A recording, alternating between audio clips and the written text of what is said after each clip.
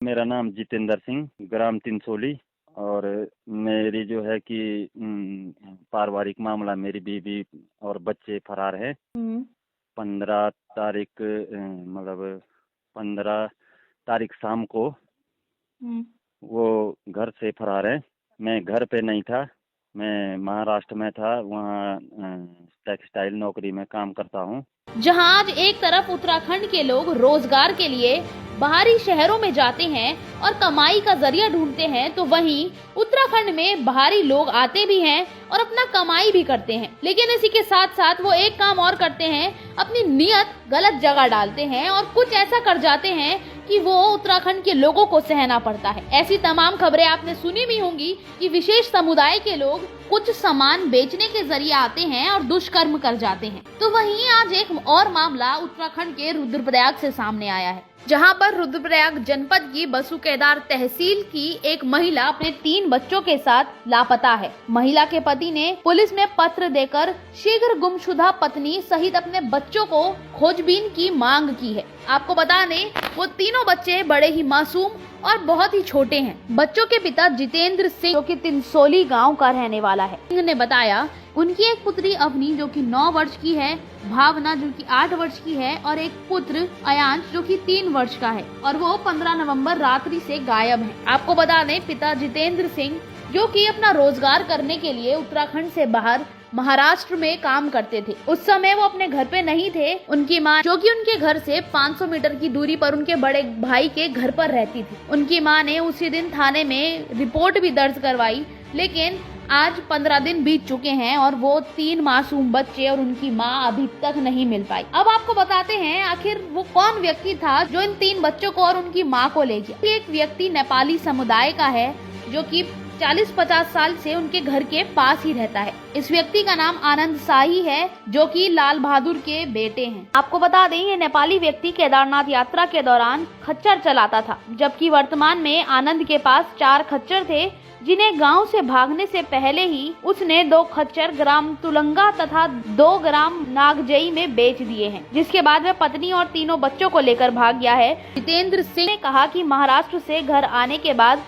उन्होंने अपने ससुराल में पता किया तो उनके द्वारा संतोषजनक उत्तर न मिलने पर संदेह में डाल दिया। उन्होंने पुलिस से इस मामले में भी कार्यवाही की मांग करी है, लेकिन अभी तक उत्तर न मिलने पर पुलिस प्रशासन आखिर कर क्या रही है। ये सवाल प्रशासन पर भी खड़ा होता है कि जो बाहरी समुदाय के व्यक्ति आते हैं वो बिना वेरिफिकेशन के उत्तराखंड में सालों साल कैसे रहते हैं और कमाई भी करते हैं, जिसके बाद उत्तराखंड में इन बड़ी घटनाओं को अंजाम दिया जाता है और वेरिफिकेशन के नाम पर कुछ भी नहीं होता। अब आप पिता जितेंद्र की व्यथा को भी सुनिए, वो कितने ज्यादा परेशान हैं और किस तरीके से उनकी आवाज में वो दुख झलक रहा है। मेरा नाम जितेंद्र सिंह, ग्राम तिनसोली। और मेरी जो है कि पारिवारिक मामला, मेरी बीवी और बच्चे फरार हैं। 15 तारीख मतलब 15 तारीख शाम को वो घर से फरार है। मैं घर पे नहीं था, मैं महाराष्ट्र में था। वहाँ टेक्सटाइल नौकरी में काम करता हूँ। न्यूज अपने श्री भुवन चौहान जी, उनको मैंने वो पत्र लिखा, मगर मैं उनको भी मिल नहीं पाया। साजिश मेरी सास और ससुर की है। 29 अक्टूबर को मैं घर आया। 30 को मैं भैंस लाया था, उसके पैसे देने के लिए लेके गया उनके घर पे। भैंस का पैसा पूरा होने के पश्चात 30 तारीख को मैं वहाँ से गुप्त काशी गया। 31 तारीख दिवाली भी थी और मेरे लड़के का, एक ही लड़का है मेरा 3 साल का, उसका जन्मदिन भी था।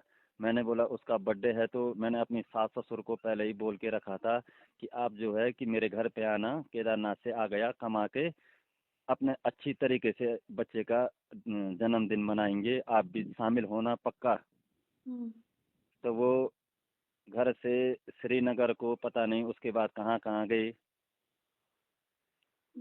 मैंने जबकि पहले ही बुलाव किया था कि आप मेरे घर पे आना। 31 तारीख को मेरे लड़के का बर्थडे भी है और दिवाली भी है। साजिश मेरी सास और ससुर की है।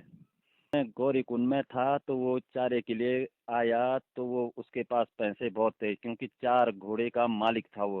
हम्म, तो पैसे उसके पास 1.5-2 लाख रुपए, 3 लाख रुपए कितने भी हो सकते हैं मालिक के पास। हम्म, तो मेरे सास ससुर को उसने वहाँ से घास लेने के पश्चात उनको पता नहीं कितनी रकम दी। हम्म, मेरे सास ससुर वहीं पे पिघल गए। अच्छा। और मेरी शादी किए हुए आज 10वां साल है। 10 साल और बच्चे? बच्चे मेरी एक अवनी बड़ी वाली लड़की 9 साल की है, हम्म, छोटी वाली आस्था है, मगर उसमें भावना लिखा है, मगर इसको उसका स्कूल का नाम है आस्था। हम्म, वो 9 साल की, वो 8 साल की है। हम्म, प्लस मेरा लड़का अय्यांश 3 साल, और आज 3 साल और कुछ दिन का, महीने का हो गया। और इस प्रकरण पर त्रिभुवन चौहान क्या कुछ बोले वो भी आप सुनिएगा। पहाड़ में कैसे बाहर के लोग इन्फ्लुएंस कर रहे हैं चीजों को लेकर, इस पर हम बहुत चिंतित रहते हैं और हमेशा रहे भी हैं। मैं हमेशा कहता हूं कि हमें सुरक्षित रहने की आवश्यकता है, और जो आज हुआ यह घटना को वैसे बहुत दिन हो गए, लेकिन हमारे संज्ञान में आज ही आई है। यकीनन हम परिवार से भी मिलेंगे और पता करने की कोशिश भी करेंगे कि क्या कुछ हुआ है, लेकिन अब तक इस पर पुलिस क्या कर रही है ये एक बड़ा प्रश्न चिन्ह है, और पुलिस को जल्द से इस पर कार्रवाई करनी चाहिए। क्यों नहीं अभी तक ट्रेस आउट हो पाया ये युवक जो इतनी बड़ा कारनामा करके चला गया? समझिएगा आज हमारे पहाड़ों पर स्थिति क्या है। और दूसरा, मैं हमेशा बोलता हूं कि बच्चों से भी मोबाइल फोन्स थोड़ा दूर रखें। इंस्टाग्राम, फेसबुक, ये तमाम वो लालच हैं जो हमारे बच्चों को कहीं ना कहीं बरगला रहे हैं। चीजें जल्द से जल्द ठीक की जाए तो अच्छा है, नहीं तो ऐसी घटनाओं की पुनरावृत्ति लगातार होती आ रही है। ह्यूमन ट्रैफिकिंग से भी हम बात करेंगे, क्या कुछ हुआ है इस मामले में और क्या कुछ होना है, किस तरह से ट्रेस आउट किया जा सकता है। क्योंकि एक माँ और बच्ची देखिएगा, एक 9 साल, एक 8 साल और 3 साल का छोटा मासूम, तो उनकी जिंदगानी बचाने के लिए ये बहुत महत्वपूर्ण है। पर आप सब लोग भी सचेत रहिएगा और समझिएगा कि ऐसे प्रकरण ना हो दोबारा।